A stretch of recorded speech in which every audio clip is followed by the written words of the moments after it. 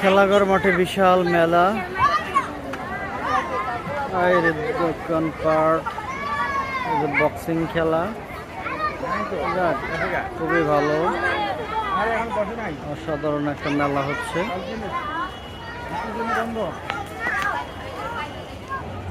বৃষ্টি হচ্ছে, তার জন্য একটু বালু কাদা আছে।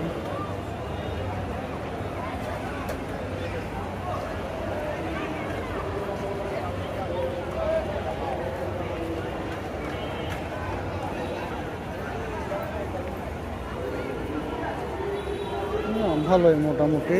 আগে একসময় ছোটবেলায় হইতো, আমরা যখন ছোট ছিলাম, এখন হচ্ছে, এখন